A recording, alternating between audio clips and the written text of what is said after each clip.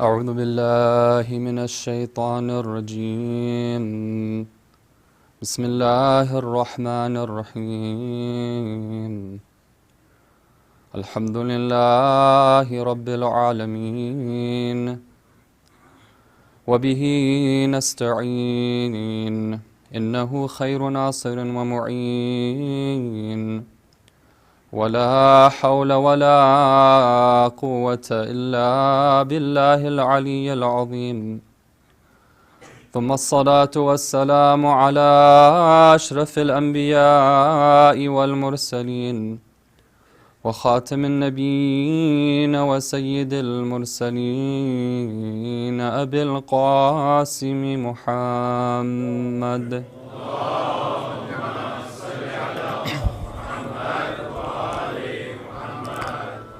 وعلى آل بيته الطيبين الطاهرين المعصومين المظلومين،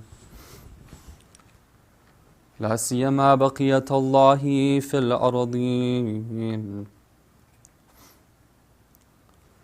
السلام عليك يا أبا عبد الله، السلام على الحسين وعلى علي بن الحسين وعلى أولاد الحسين وعلى أصحاب الحسين.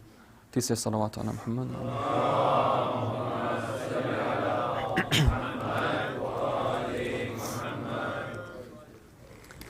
My respected elders, brothers and sisters in Islam and Iman, Salamun alaikum wa rahmatullahi wa barakatuh. Alhamdulillah for the opportunity to be able to gather together with our fellow mu'mineen and fellow mourners and rememberers of the Ahlul Bayt alayhim wassalam. The purpose of our gathering is to please Allah by reminding ourselves of our responsibility towards the Imam of our time through the tears that we shed for Imam Hussein and his family and his companions.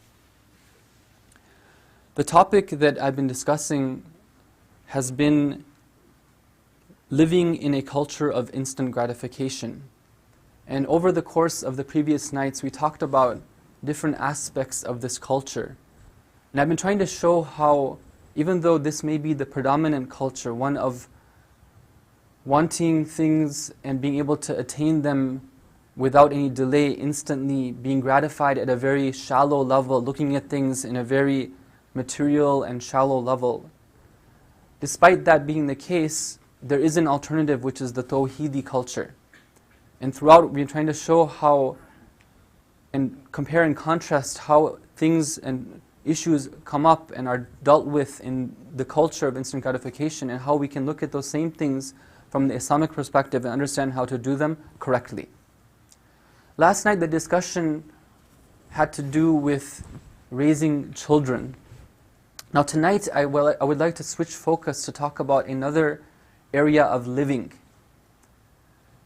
And I'd like to discuss the topic of interacting with other people, befriending other people, interoperating with other cultures, integration. In the culture of instant gratification, somebody who accepts that, the criterion for whom I should interact with is how does that other person make me feel. If it's the case that being with this person or being with this group of people is fun, makes me feel happy, is entertaining, then I go for it. And that's my primary consideration, that this person is somebody who gives me a good time. Or from another perspective, you could say that in this type of thinking, this type of shallow thinking, that path of least resistance is the one that I'm going to take when it comes to interacting with other people. So, where it might be the case that there's somebody that I should be avoiding or that I should be minimizing my interaction with them, if that's going to be something difficult for me, then I'm going to just basically forget about minimizing the interaction, just go ahead and interact with them in a normal sort of way. And inshallah we'll talk about some examples a little bit later. On the other hand, according to the standard of instant gratification, if it's the case that I'm supposed to keep in touch with somebody, I'm supposed to befriend them, I'm supposed to be maintaining ties with them, but that maintenance is difficult, it requires effort, it requires chasing up, then because it's a trouble, because I don't see any immediate benefits in doing it, then I'm not going to go for that either. Now, this is just an introduction, a preface to understand, first of all, typically how it's done out there, and now we need to go back and examine and see what sort of guidelines do we have within the teachings of Islam, within the Quran and the Ahadith, for how we should be interacting with others. Please say salawat ala Muhammad wa ali Muhammad.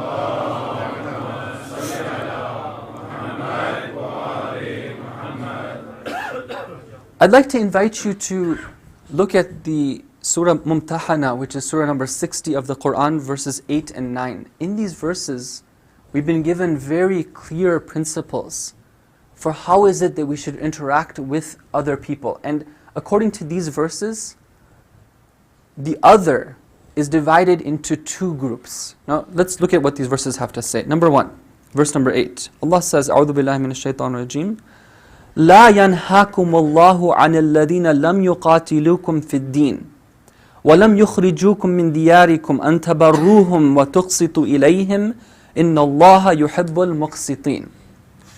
Allah does not forbid you in regard to those who did not make war against you on account of your religion and did not expel you from your homes, that you deal with them with kindness and justice. Indeed, Allah loves the just.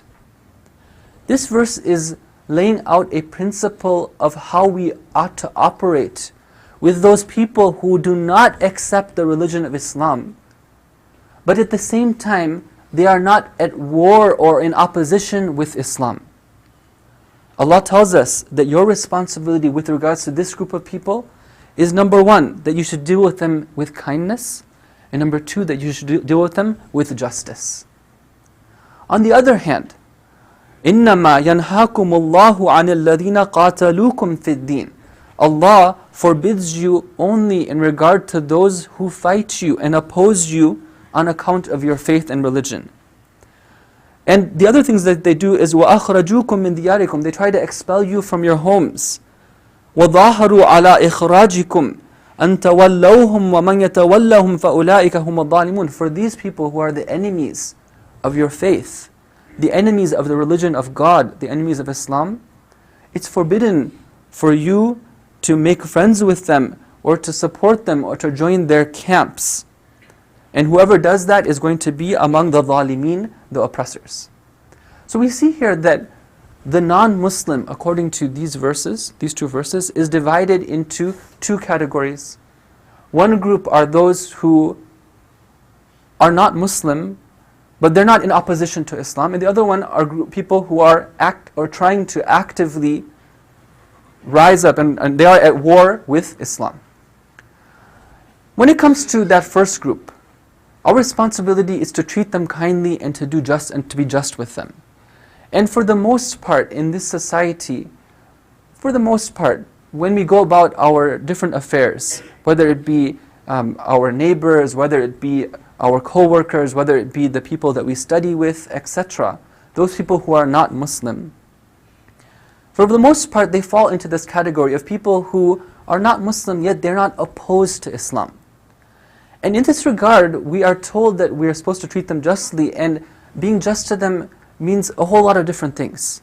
It means acting friendly, it means interacting, it means being able to conduct transactions, it means being able to greet them, to gift them, and to be friendly with them, to invite them to the truth and discuss with them, etc. And there's nothing wrong with that. There's a famous saying that we have from Amir al-Mu'mineen Ali ibn Abi Talib alayhi salam.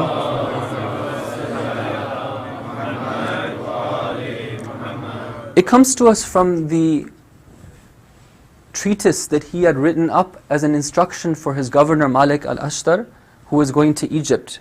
Now, just as a side note, this guidance that he gave him, which is also compiled in Nahj al-Balagha, has been the focus of attention recently by even organizations like the UN, because they're amazed at how an individual writing at that time could give so much relevant advice to how a country should be run, even for people who are living at this time as well too.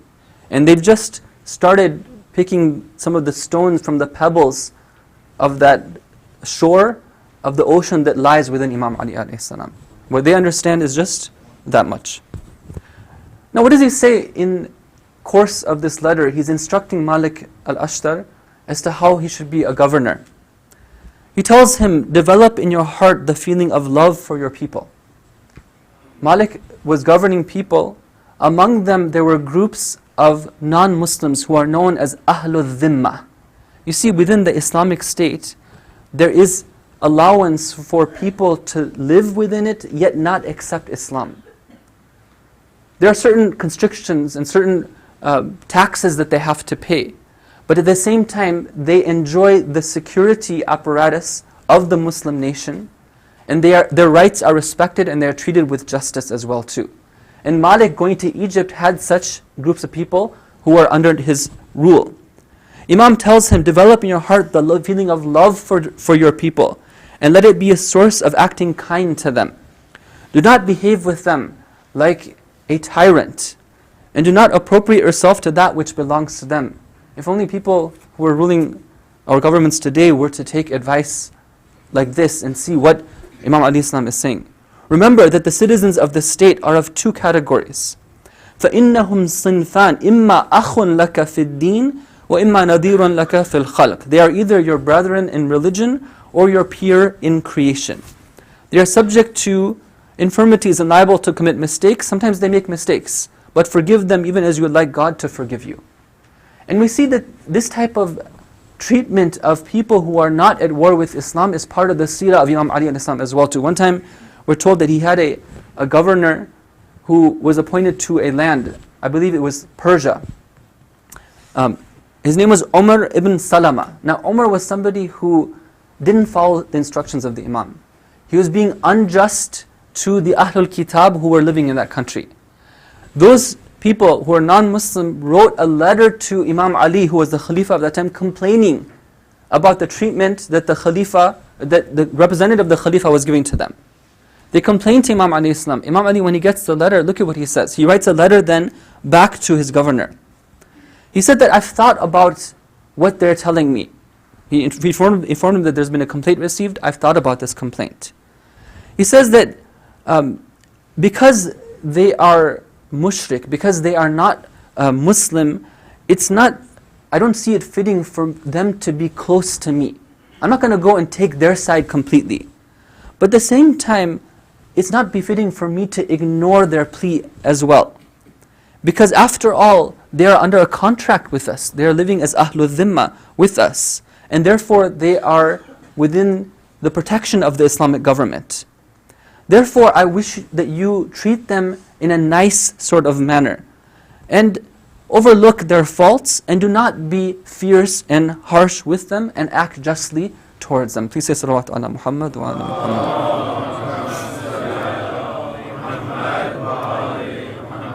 So brothers and sisters, this gives us one division of the other, how we should be interacting with them and interoperating with them.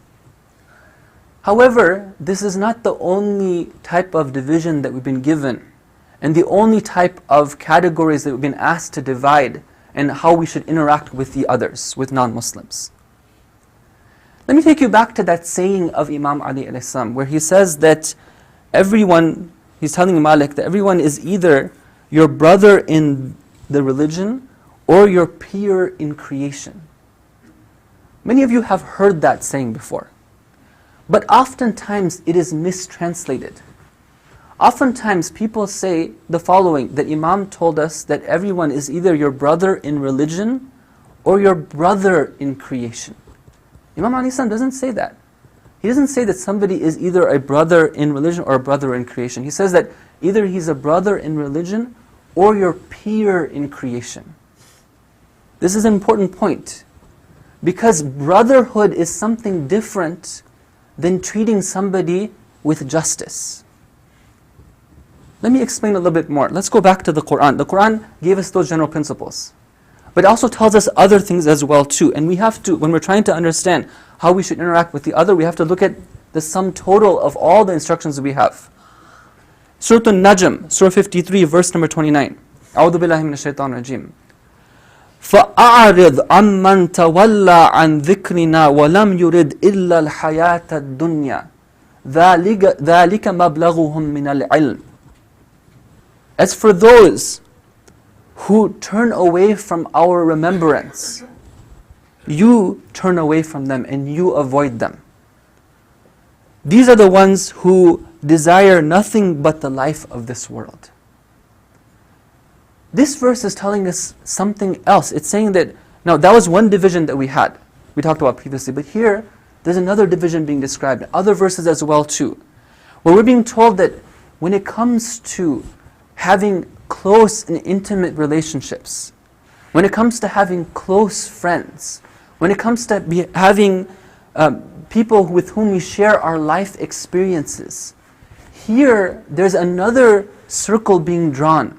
There's another guideline being offered here, which is that when there is somebody who is full of ghafla, somebody who turns away from the remembrance of Allah, that person is not befitting for you to keep close company with. Now this point may be something that is difficult to swallow for some of the believers. Because after all, you might be saying that, how can that be the case? We're living in the society, there's other people who are there. How can I possibly think about not keeping some people in my close circles? But we have to understand that this is the teachings of the deen. Let me give you some more examples. There was somebody who was a very illustrious companion of the Ahlul Bayt al-Islam. He was known as Al-Ja'fari. Al-Ja'fari goes to the Imam. The Imam here is Imam Abul Hasan. It's either our 8th Imam or our 10th Imam, alayhim as-salam.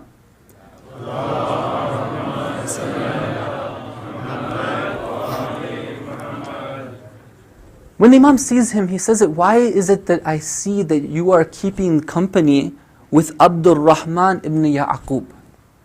Now, Abdul Rahman ibn Ya'qub was somebody who was living in the Muslim society. He was a Muslim. However, he had an ideology which was different than the ideology of the Imams ﷺ. He believed something regarding the attributes of God which was opposed to the teachings of the Ahlul Bayt ﷺ. So, how is it that Ja'fari responds to this question of the Imam? He says that he's my uncle. He's my uncle, I'm spending time. The reason why you see me keeping frequent company with him is because he's my uncle, he's my family member. The Imam Islam tells him that he says things about Allah which are very great and very strange. He describes Allah and attributes things to Him in a way which are inappropriate, while Allah is not describable in such a way. Then he tells him the following. He says that either you come and you spend time in our company. He says that either you go and spend time in his company, and you leave aside spending time in our company, or you come and spend time in our company and you leave him aside. Now, I just want to clarify something here, that when it comes to the obligation of not cutting off family ties, that's something which is still in place right here, because it seems that he's his relative, he's his uncle. Imam al-Islam isn't telling him go and cut ties with him. He's talking about keeping frequent company and being seen frequently and learning from him and spending time with him and being a close confidant of this individual who had beliefs that were misguided. Now, the companion, he says that, well, let him say what he's saying. I believe in what I'm saying. How is that a problem? And Imam al-Islam says that, aren't you scared that the same punishment that befalls him is going to befall you? And then he goes and gives a story. This tradition, by the way, appears in Al-Kafi, and it's reported in other books and other sources as well too. He gives him a story. He says that there was a Shia of Nabi Musa a.s., a follower of Nabi Musa. And he was somebody whose father was a supporter of the Pharaoh. Now, this son, who was a supporter of Nabi Musa alayhi salam, was always trying to convince his father of the truth. He was arguing with him, he was spending time with him, but he was doing so even to the point where it was extreme. He was going beyond what was called upon for him. Even up to the point that they had reached the river's banks and Nabi Musa had parted it, he was still lagging behind. He hadn't gone with Nabi Musa alayhi salam. And the Imam Islam goes on to describe, he says that he was with his father, he was discussing, debating with him until the water started crashing down. And just as his father was drowned as well, his son was drowned as well too. Now this is very interesting because there's a question that should be coming to our mind, which is that what crime did he commit? He was trying to just bring his father into the right side. Now the Imam Islam clarifies, he knows that we have that question as well too. He says that please say salawat ala Muhammad wa Muhammad.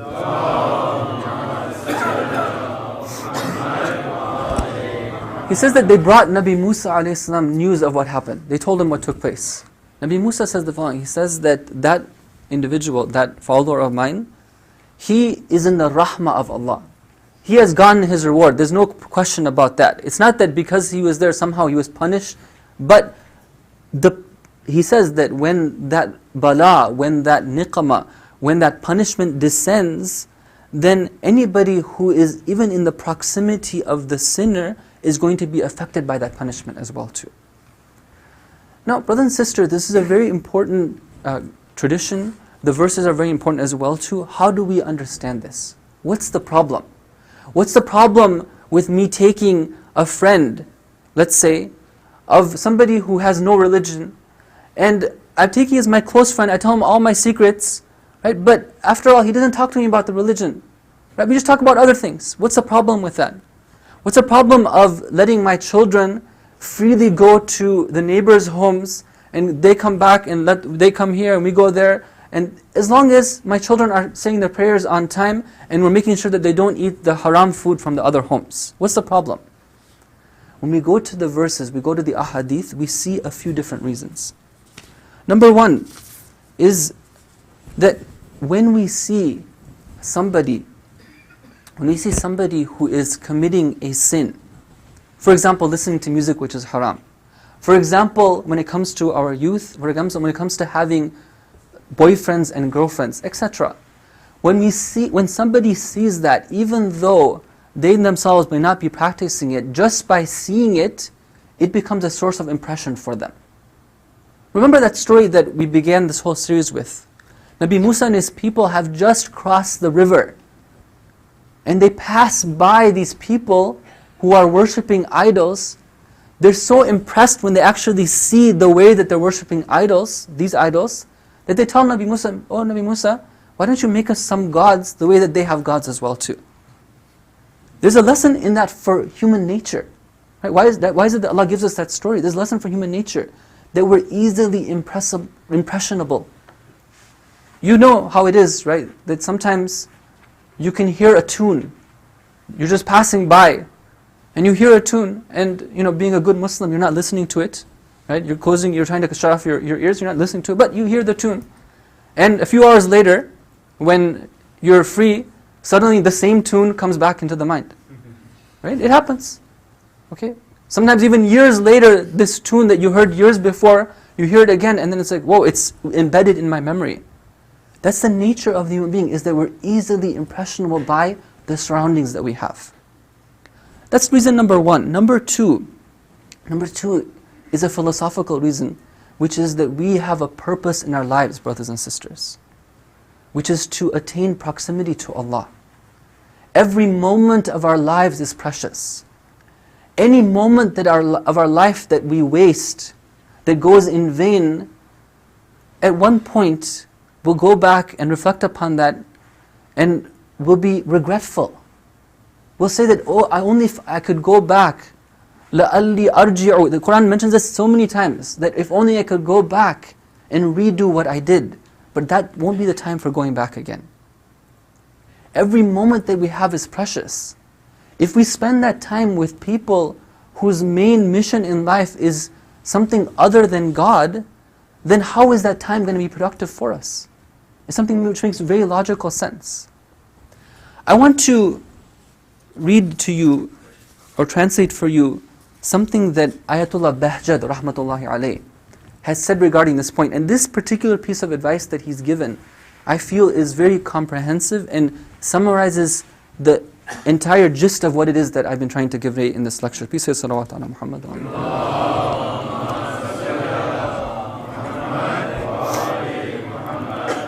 Now, who is Ayatollah Bahjat? I think everyone pretty much knows, but in case somebody would like to be introduced to Ayatollah Bahjat, one way of being introduced to him is to be introduced to him by means of his salat. Go and see how this man used to stand in prayer and how the tears used to fall from his eyes. You can see the videos on YouTube or Shia TV. Better go to Shia TV. Go and see how this was, and you will perhaps learn something about who Ayatollah Bahjat was. Although they say, وَمَا أَدْرَاكَ مَا Ayatollah Bahjat. How is it that we can understand who he actually was? This is the advice that he gives. He says that it's very clear that if somebody were to read Qur'an every day, if they were to read du'as every day, if they were to go to the masajid, the prayer halls, if they were go to for ziyarah to the holy places, if they were go to visit the ulama and the good and righteous mu'mineen, and if they were to spend time with them, then this would be pleasing to God and the Messenger of God. And every day, on a day-by-day basis, they would, as they're more careful about themselves, they would see that their desire to perform that ibadah will increase. Okay, in that small statement right there, he's giving us a bit of a tip, a practical tip as to how we can grow closer to Allah. That's on one hand. Now, on the other hand, this is the part which is relevant to our discussion. He said the following. He says that on the other hand, if somebody spends a lot of time with people who are in a state of ghafla, that includes non-Muslims, because they're not on the same path. If they spend a lot of time with them, this will result in hardness of the heart and darkness of the heart. This is a doctor of the heart who's telling us this. And it would result in our losing the desire to perform ibadah of Allah. And he says that not only would that happen, but also he's saying that it would result in the weakness of our iman. And it would result in those good things that we've acquired through salat, through Qur'an, through ziyarat, through visiting mu'mineen, for those good things to go and turn into bad things as well too. Meaning not only is it not productive, but it's going to harm whatever capital we've already acquired until now. Now that's something which is extremely severe. Inshallah, I pray that we can take this advice into stride and act upon it. Please say salawat ala Muhammad wa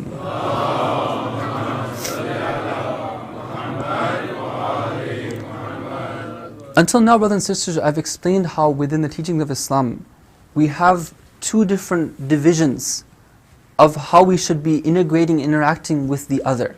One of them had to do with day-to-day sort of operations and interactions. One of them has to do with that group of people that we're going to have intimate and close relationships with. And the line has been cleared for us as to whom these people should be. Of course, there's exceptions. There's some cases where it's necessary. We have, for example, somebody within the home who is not practicing. In that case, of course, we have to be interacting with them and being closer to them, and they're part of our circle. Or there's other cases, for example, where there's an opportunity for us to be able to guide somebody. And therefore, we're going to bring them into our close circle. We're going to spend extra time with them, talk to them, invite them, because there's a possibility of guiding them, and we're qualified to do that as well too. Then of course, that's an exception to it. This isn't a hard and fast principle that applies in all cases. But as a general principle, when it comes to our interoperation with others, these are some guidelines that we have. Now, these are some ideas, some theories, some guidelines. One of the applications of this is how it is that our children interact with others when it comes to the school environment. That's something, inshallah, that I wish to touch on a bit in tomorrow night's lecture, if Allah gives us tawfiq. It's something that I'd like you to think about, inshallah. But I just want to mention one other point tonight, and inshallah we'll move to the Masa'ib portion, which is the same culture which tells us that if it's easy to make a friendship with this person and easy to spend time with them, then I'll do so, even if it's not productive for me in the long run. The same culture tells us that if it's difficult for me to maintain a relationship with somebody, then I'm just going to drop it. I'm just going to cut it off. Now this is something which is very dangerous for us, because one of the most important responsibilities that we have, one of the awjabul wajibat, is that of keeping ties with our relatives. Let me just give you a tradition that we have that gives us a clue as to how important this is. The 50th Imam Islam reports from the Prophet of Allah sallallahu alaihi wasallam.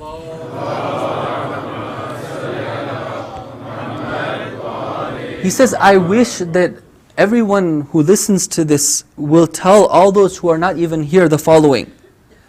That he says that when it comes to that, one of the obligations that you have is that you should be having relationships with your family, even if it means that you have to take the effort of traveling for 1 year to be able to maintain that relationship. Now sometimes in this culture, we find it difficult to make one phone call. We find it difficult to travel 15 minutes, half an hour, once every year to fly a couple of hours. We find it to be something which is so difficult. To send one email, to send one message, we find it just something not in sync with the type of vast lifestyle that we have. But this is the advice that we have from the Ahlul Bayt alayhim as-salam. Sometimes it becomes so easy for us to even cut off from mu'mineen because of the slightest thing that happens. We just stop talking to them. Right? Whereas one of the things that's most detested by the Ahlul Bayt alayhim as-salam is when two mu'mineen, two believers, two people who call themselves followers of the Ahlul Bayt alayhim as-salam, that they should stop talking to each other. In tradition we're told that the Imam alayhi salam will come and curse both of them, even if one of them is not at fault. And then when the companion asks that how could he curse both of them, the Imam alayhi salam says that because why isn't that the one who is wronged, why doesn't he go and himself go to the one who has wronged him and say that, look it, let's patch up, let's mend, because this is not the way it's supposed to be. These are teachings which lie contrary to some of the spirit that lies within the culture of instant gratification. I pray that we can inshallah learn these and understand them and apply them to our lives. Peace and salawat ala Muhammad wa ala.